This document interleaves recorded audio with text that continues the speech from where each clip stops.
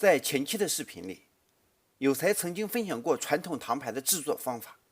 有粉丝私信说：“有才啊，那个传统糖牌太难了，又是熬糖色又是收汁的，感觉很难把握呀。你以前不是说还有简易糖牌的制作方法吗？能不能讲讲怎么制作的呀？”当然可以了，今天有才就来教你在家里如何制作简易糖牌，跟着我来一起操作吧。首先我们准备极品肋排3根，这个要18一斤，不知道买贵没。先把肋排分开，然后请出祖传大砍刀。不好意思，刀断了，我先送摄影师去医院包扎一下。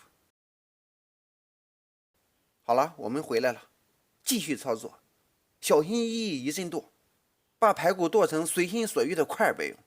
起锅烧水，把排骨凉水下锅焯水，水开后撇去表层浮沫，然后继续焯水2分钟以上，以充分去除排骨内的血水和散腥。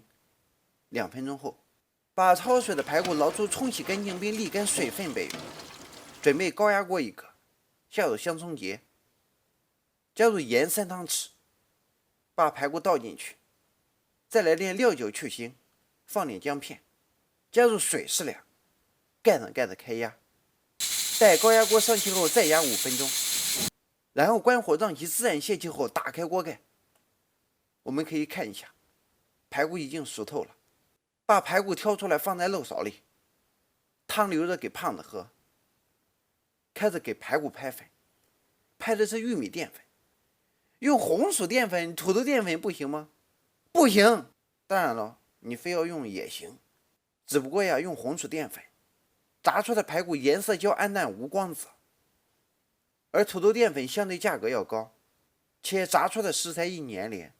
玉米烙就是利用土豆淀粉的粘连特性制作出来的，而玉米淀粉无粘连性，且会使炸出的食材表层有脆感。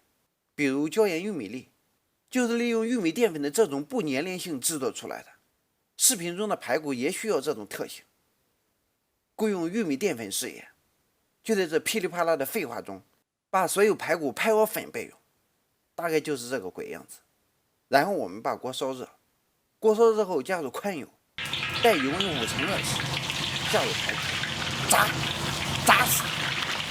大约50秒后，家庭调料可能需要2分钟。排骨被炸至表层酥脆金黄时，把其捞出控油，然后给其洗个热水澡。这是干啥呢？答：这一步的主要目的有2个，一是去油味，二是去油腻。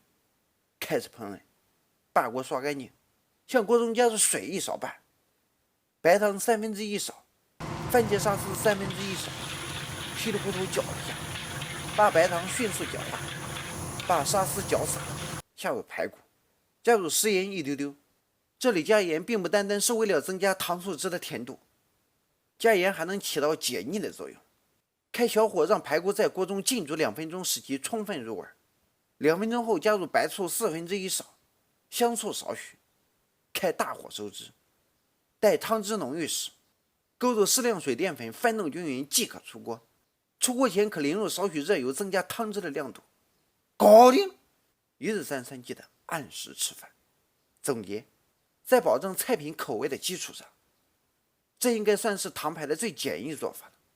先把排骨弄熟，再拍粉炸一下，然后调汁浸煮，收汁勾芡，就是这么简单。你学会了吗？